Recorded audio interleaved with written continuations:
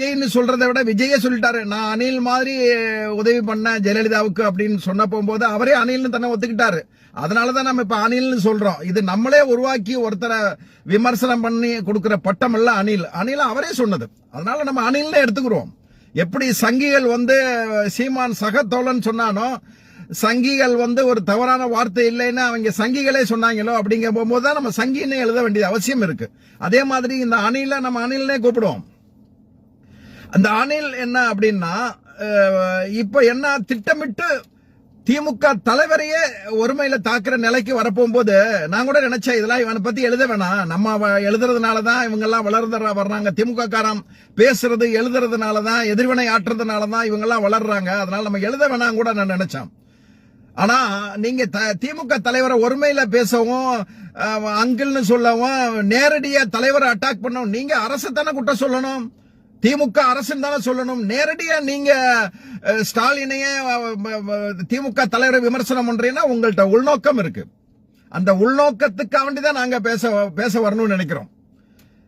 இந்த திமுக நீங்க எடுத்துட்டு பாத்தீங்கன்னா, நீங்க டோட்டலா ஒரு 90% பாத்தீங்கன்னா இந்த இயக்கத்துக்காண்டி உழைச்சவன், இந்த இயக்கத்துக்காண்டி கஷ்டப்பட்டவன், தமிழ் மக்களுக்காண்டி கஷ்டப்பட்டவன், இயக்கத்துக்காண்டி உழைச்சோம்னா இந்த இயக்கம் எதிர்கட்சியா இருக்க போகும்போதும் ஆளுங்கட்சியா இருக்க போகும்போதும் கடுமையா உழைச்சிருக்காங்க. இந்த மக்களுக்காண்டி உழைச்சிருக்காங்க. இவர் நாகைப்பட்டினம் போய் மீனவர்களுக்கு என்னமோ இவர் தான், அதாவது மண் அரிப்புக்கும் மீன் அரிப்புக்கும் வித்தியாசம் தெரியாம அந்த எழுதி கொடுக்கிறவன எழுதி கொடுக்கறான் பாத்தீங்களா, அத படிச்சா எப்படி இருக்கும்? முதல்ல நீங்க மீனவர்களுடைய நிலையை தெரிஞ்சுக்கணும். மீனவருக்கு என்னன்னு தெரிஞ்சுக்கிட்டு இருக்கணும். மண் அரிப்பு என்ன, மீன் அரிப்புன்னு தெரிஞ்சுக்கிட்டு இருக்கணும். அங்க நடந்தது, அங்க மாவட்ட செயலாளர் இருக்காரா கௌதமன், சுனாமியில தன் குடும்பத்தை இழந்தவர் அவர். அதே மாதிரி நீங்க இதுக்கு போனீங்கன்னா, திருவாரூருக்கு போயிருக்கீங்க, நம்ம டிஆர்பி ராஜாவை விமர்சனம் பண்றீங்க. டிஆர்பி ராஜா பிறந்ததிலே கோடீஸ்வரனா பிறந்தவர். கஜா புயலா இருக்க போகும்போது, கொரோனா காலத்துல சரி, கஜா புயல்ல சரி, அங்க எவ்வளவு தூரம் நைட் அண்டே தூங்காம அந்த வெள்ளத்துல நடந்து எவ்வளவு செஞ்சாருன்னு தெரியுமா? அன்னைக்கெல்லாம் நீங்க பனையூர் பங்களாவில் மல்லாக்கப்படுத்திக்கிட்டு இருந்திருப்பீங்க. 6 மணிக்கு மேல உங்களுக்கு கண்ணு தெரியாத. நீங்க எல்லாம் விமர்சனம் பண்ணலாமா? கடந்த கால அரசியலை பத்தி விமர்சனம் பண்ணலாமா? நீங்க எதிர்கால அரசியலை பத்தி விமர்சனம் பண்ணுங்க. கடந்த கால அரசியலை பத்தி விமர்சனம் பண்ற எந்த தகுதியும் அணிலுக்கு கிடையாது. திருவாரூர்ல பூண்டி கலைவாணன் கஜா புயல்லையும் அந்த கொரோனா காலத்திலையும் அவர் இரவு பகல அங்க கஷ்டப்பட்டது உங்களுக்கு தெரியுமா? அங்க போய் திருவாரூர்ல போய் விமர்சனம் பண்ணிக்க, தேர ஓடாத தேர அப்படியே நிக்குதாம், அரசு அப்படியே நிக்குதாம்.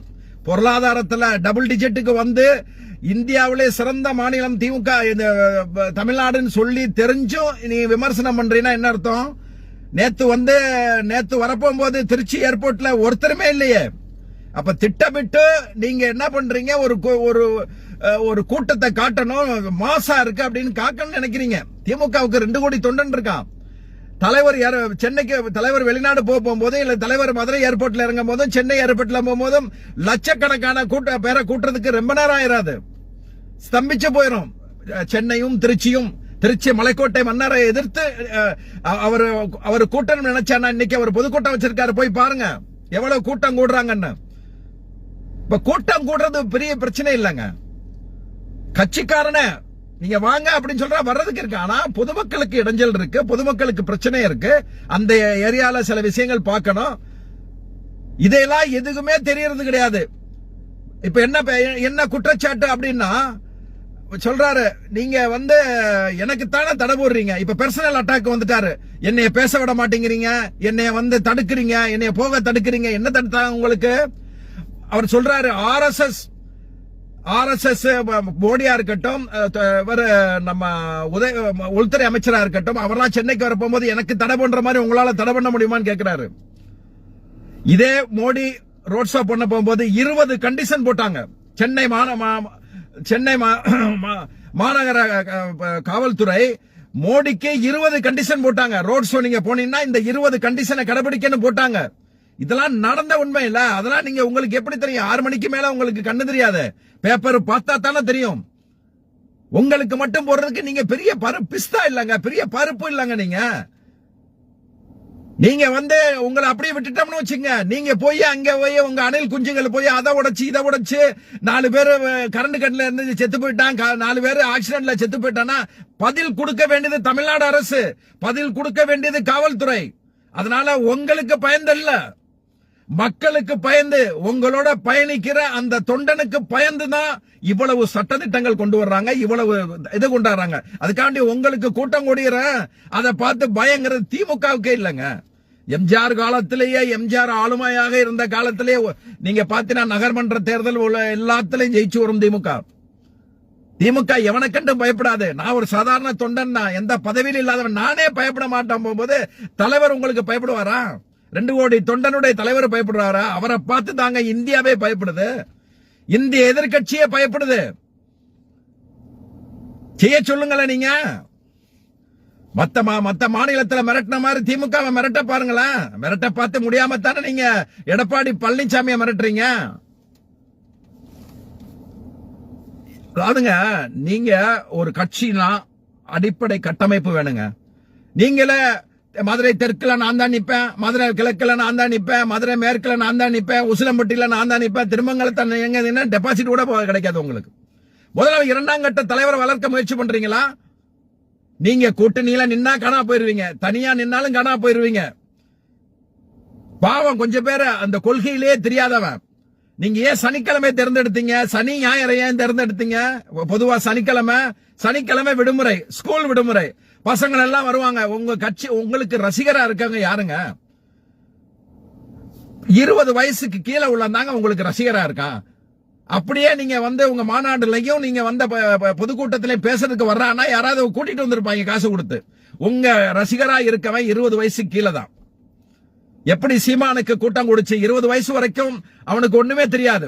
எப்படி 20 வயசுக்குள்ள இந்த காதல்ங்கிற கன்றாவில போய் விழுந்து பல பேர் தற்கொலை பண்றான் தெரியுமா? அந்த டீனேஜ் பசங்களுக்கு புரியாது என்ன வாழ்க்கையில என்ன இருக்கு, என்ன பிரச்சனைகள்.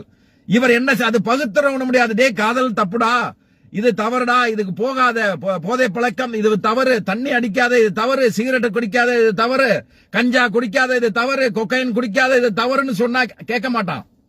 ஏன்னா அவனுக்கு மூளையில ஏறாது. அவனே 20 வயசு தாண்டி 24 வயசு இல்ல 25 இல்ல 30 27 20 ஒரு திருமணம் முடிச்சு வரப்போகும்போதுதான் அந்த பொறுப்பை உணர்றான். தனக்குன்னு ஒரு குழந்தை வரப்போகும்போது உணர்றான். அப்படி உணர்ந்து வரப்போகும்போது இந்த அணில் இல்ல, இந்த சீமான் இல்ல வர முடியாது. அதனாலதான் இவங்களுக்கெல்லாம் ஆட்சிக்கு வர முடியாது. ஒரு கட்சியை நடத்துறது சாதாரண விஷயம் இல்லைங்க. இன்னைக்கு ஒரு திமுகல இன்னமும் இந்த 4 ஆண்டு ஆளுநத்துல 10 பைசா சம்பாதிக்காட்டா கூட இந்த ஒன்றிய செயலாளரும் நகர் செயலாளர்களும் நிர்வாகிகளும் தன்னுடைய கட்சியை காப்பாற்றணும், தன்னுடைய கௌரவத்தை காப்பாற்றணும். திமுக ஒன்றியம்னா இன்னைக்கு ஒரு மீட்டிங் போடுறோம்னா அந்த கட்சியுடைய இமேஜை காப்பாற்றணும் அப்படிங்கறதுக்காண்டி சொந்த காசு செலவழிச்சு வேலை பார்க்கறான். இப்ப அணில் கட்சியில எத்தனை பேர் வேலை பார்ப்பான்? பாதி பேர் அப்பாவுடைய சம்பாத்தியத்துல வந்திருப்பான். அந்த டிக்கெட் எடுத்து காசு எடுத்து வந்திருப்பான். உங்ககிட்ட 100 ரூபாய் 200 ரூபாய் அப்பாக்கு தெரியாம பாக்கெட்ல இருந்து எடுத்து வந்திருப்பான். இல்ல ஐடி கம்பெனி, அந்த ஐடி கம்பெனில வேலை பார்க்கிற எத்தனை பேரு சென்னையில 50% 56 விழுக்காடு தாங்க 2021 ஒவ்வொரு ட்ரிப்பும் விழுகுது. பேசாம அவன்லாம் ஓட்டு போட மாட்டான். சோசியல் மீடியால உட்காந்துட்டு ட்விட்டர்ல தட்டி விட்டுட்டு அது சரியில்லை இது சரியில்லை, சுகாதாரத்துறை சரியில்லை, அது சரியில்லை இது சரின்னு சொல்லி எங்கேயோ ஒரு மூலையில நடக்கிற ஒரு விஷயத்தை கொண்டு காமிச்சு நிக்கிறான். பாத்தீங்களா? அந்த ஐடி ஃபீல்டுல ஒர்க் பண்றவன் அவன் ஓட்டு போட மாட்டான். எதையாவது உன போட்டு வைரல் ஆக்குறதுக்கு என்னென்ன செய்யணுமோ அதை மட்டும்தான் செய்வான். ஆனா திமுக அரசியல் அப்படி கிடையாதுங்க. திமுக இன்னைக்கு ஜெயிக்கணுங்கிறதுக்காண்டி இல்ல, இன்னைக்கு திமுக ஜெயிச்சு திமுக வளர்றதுக்கு மட்டும் இல்லங்க. திமுக இந்த ஆட்சியில இல்ல அப்படின்னா, இந்த தமிழ்நாட்டுல இல்ல அப்படின்னா இந்த தமிழ்நாட்டை ஒரு ஓபி மாப்பி மாதிரி ஆக்கிடுவாங்க. வேற யாராவது பாஜகவுக்கு எதிரா தெம்பா தில்லா இனி வர திமுக ஜெயிக்கலன்னு வச்சுக்கோங்க, எவன் வந்தாலும் பாஜகவுக்கு எதிரா தெம்பா நிக்கிற தைரியம் எவனாவது சொல்லி பாருங்க.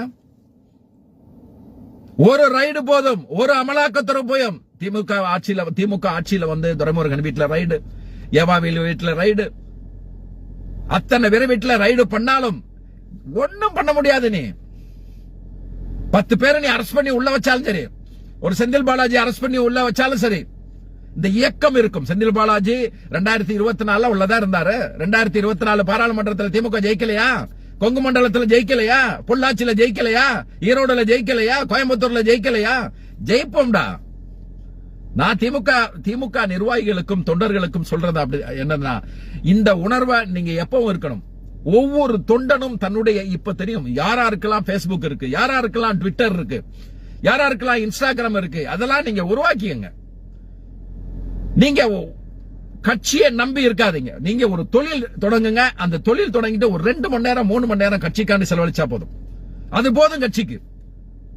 சோசியல் மீடியால ஒரு 1/2 மணி நேரத்தை யூஸ் பண்ணுங்க. இல்ல கிடைக்கிற 10 நிமிஷம் 5 நிமிஷத்தை ஒரு மணி நேரத்துக்கு ஒரு 5 நிமிஷம் ஒதுக்குங்க. நீங்க எழுதுங்க. திமுக என்ன சாதனைகள் செய்து எழுதுங்க. இல்ல அப்படின்னா சமூக வலைதளத்தில் எத்தனையோ பேர் நல்ல பதிவுகளை போடுறாங்க. அதை எடுத்து நீங்க ஷேர் பண்ணுங்க. யாரையும் விமர்சனிக்க வேணாம். திமுகவின் சாதனைகளை சொன்னா போதுங்க. உறக்கமில்லாத தலைவர்லாம் உறங்குறது இல்லங்க. இளந்தலைவர்லாம் நைட்டு 12 மணி 1 மணிக்கெல்லாம் அவங்க ஆபீஸ்ல வேலை நடக்குது. அடுத்து என்ன செய்யுது, அடுத்து என்ன ப்ரோக்ராம் பண்றது? இந்த ஓரணியில் தமிழ்நாடுல வந்து பல சக்சஸ் உருவாக்கி இருக்காங்க கட்சிக்கு.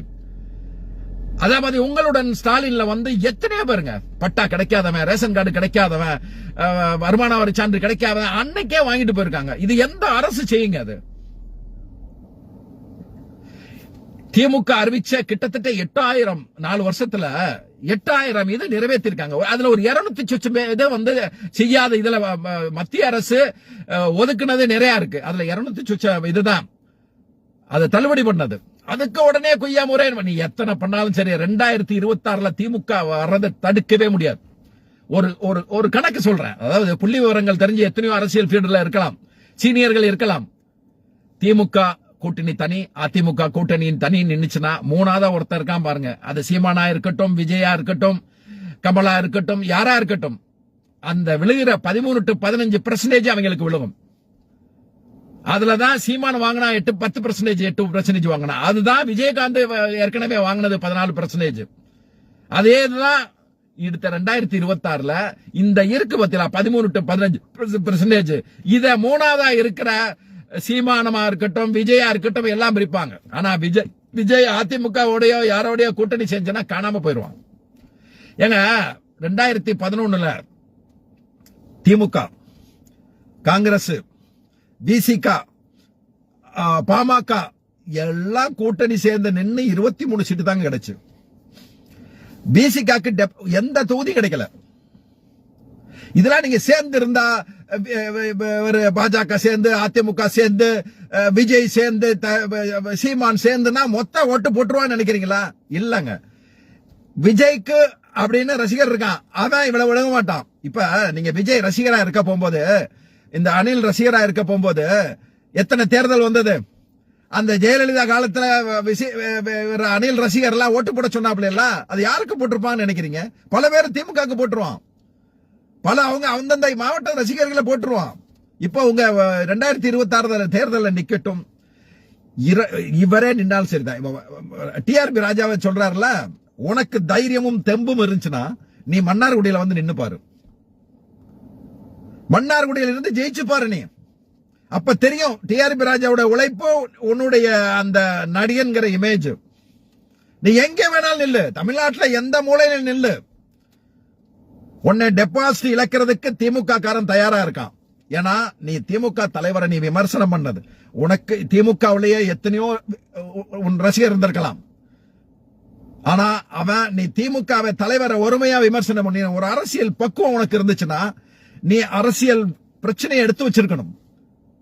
நேரடியா திமுகவை மட்டும் விசைக்கூடாது. உனக்கு பெரிய வீர மாதிரி பேசுறிய, நான் என்னை அடக்க நினைக்க முடியாது, நான் விஜய் என்னை அடக்க முடியாதுன்னு சொன்னீங்களா? உனக்கு தெம்பு திராணி இருந்துச்சுன்னா இவன் நீ பேசி பாருவேன். மோடிய வந்து மோடி அங்கிள், மோடி தாத்தா அப்படின்னு சொல்லி பாருவேன், மோடி சித்தப்பா, மோடி பெரியப்பான்னு சொல்லி பாருவேன். நீ பெரிய வீரனா பேசுறீல, நாளைக்கு உன் வீட்டுக்கு வந்துருவான், நாளைக்கு உன் வீட்டுக்கு இது வந்திருக்கும். அவன் கேட்கிறான், அனில் கேட்கிறான், இந்த மாதிரி முதல்வர் வந்து பொருளாதாரத்தை ஈட்ட போனாரா இல்ல பொருளாதாரத்தை இல்ல பொருளாதார முதலீடை கொண்டு வர போனாரா இல்ல அங்க போய் பொருளாதாரத்தை முதலீட சேர்க்க போனாரா, அதாவது சொத்தை அங்க வைக்க போனாரான்னு கேக்குறான். ஓ மனைவி உன் புள்ள லண்டன்ல இருக்கு, நீ சேர்த்த சொத்தை எல்லாம் வருமான வரிக்கு அதிகமா பிளாக்ல சம்பாரிச்ச பணத்தெல்லாம் இல்லீகலா வந்த பணத்தை எல்லாம் நீங்க இன்வெஸ்ட் பண்றதுக்கு தான் உன் குடும்பத்தை அங்க வச்சிருக்கியா லண்டன்ல? நாங்க கேட்போம்ல. தம்பி அனில, நீ எல்லாம் வந்து நீ என்ன தலைகீழ நின்னாலும் சரிதான், திமுகவுக்கு நீ இலக்கே கிடையாது. எனக்கே வந்தது என்ன தெரியுமா, நிறைய பேர் என்கிட்ட சொன்னாங்க, முக்கியமான ஆட்கள்லாம் சொன்னதா, நீ இவனை பத்தி எல்லாம் எழுத வேணான்னு. என்னால இருக்க முடியலங்க. அவ பேசுற பேச்சும் அவருடைய பாடி லாங்குவேஜும் என்னமோ திமுகவை எதிர்த்து பெரிய புடுங்கிற மாதிரி பேசுறீங்க. ஒவ்வொரு திமுக தொண்டனை இறங்கி வந்தான்னு வச்சுக்க, உன்னாலாம் தாங்க முடியாது. நீ வளரு, என்ன கட்சியை வளரு, இன்னும் வா, நீ என்ன இருக்கு, எவ்வளவு இருக்கு, ஒரு 6 மாசம் இருக்கா? சனிக்கிழமை வா, ஞாயிற்றுக்கிழமை வா. ஏன்னா சனிக்கிழமை வந்தா தான் அந்த வருவான், கூட்டம் வரும். எந்த மக்கள் உன் கூட்டத்தில் நிக்கிறான், எந்த ஒரு அடிப்படை ஒரு, அதாவது எம்ஜிஆர் கட்சி வளர்த்தாரு, ஏழை பால மக்கள் வந்து அவர் விரும்பினாங்க, அவருடைய படத்தை விரும்பினாங்க. ஏன்னா அவர் அப்படித்தான் இது பண்ணாரு. ஆனா உனக்கு யார் இருக்கா? அந்த டீனேஜ் பசங்கள், ஓட்டு போட வயசு இல்லாத பல பேர், முக்காவாசி பேர் இருக்கிற அந்த டீனேஜ் பசங்கள் வளரட்டும். அவங்க நாங்க சொல்ல வேணாம், நாங்க விமர்சனம் பண்ணல, உன் கட்சியை விமர்சனம் பண்ணல. அவன் வந்து அவனுக்கு புரியும். இத்தனை ஆண்டு காலம், 20 ஆண்டு காலம், 30 ஆண்டு காலம் சினிமா ஃபீல்டுல கோடி கோடியா சம்பாரிச்சுட்டு இனியா சினிமா ஃபீல்ட்ல ஒன்னும் புடுங்க முடியாதுன்னு தெரிஞ்சுக்கிட்டு அரசியலுக்கு வந்து என்ன பேசணும் கூட தெரியாம பேசினா மக்கள் என்ன ஏமாளின்னு நினைக்கிறீங்களா? மக்கள் படுற கஷ்டம். அதுவும் சனிக்கிழமை வரணும். இப்ப சனிக்கிழமை முதல்வரா இருப்பீங்களா? சனிக்கிழமை தான் தலைமைச் செயலாம் போவீங்களா? சனிக்கிழமை தான் நீங்க முதலமைச்சரான மக்களை சந்திப்பீங்களா? ஏன் நீங்க வந்து நீங்க ஒரு கட்சியின் தலைவர் இருக்கீங்க, நீங்க சொல்றதை உங்க தொண்டர்கள் கேட்க மாட்டாங்களா? சொல்ல வேண்டியதானே. நான் இன்னைக்கு நாகை மாவட்டம் போறேன், நாகை, திருவாரூர், மயிலாடுதுறை மாவட்ட ரசிகர்கள் மட்டும் தான் வரணும், வேற யாரும் வரக்கூடாது அப்படின்னு நீங்க சொல்லி பாருங்களேன். நீங்க சொல்றதை கேட்கறானான்னு பாப்போமே. அதாங்க ஒரு தலைவனுக்கும் தொண்டனுக்கும் உள்ள வித்தியாசம், ஒரு தலைவனுக்கும் ஒரு நடிகனுக்கும் ரசிகனுக்கும் உள்ள வித்தியாசம். உங்களை பார்த்தோ, நீங்க கூடுற கூட்டத்தை பார்த்தோ, இல்ல எதை பார்த்தும் பயப்படுறவன் திமுக காரன் கிடையாது. திமுக காரன் யாரு தெரியுமா? திமுக காரன் வந்து நீங்க நிறைய பேர் கூடாதான் அவனுக்கே ஒரு வெறி வரும், இறங்கி அடிக்கிறதுக்கு உள்ள ஒரு தெம்பும் திராணியும் எனர்ஜியும் வரும். நீ வாங்க, எத்தனை பேரும் சேர்ந்து வா.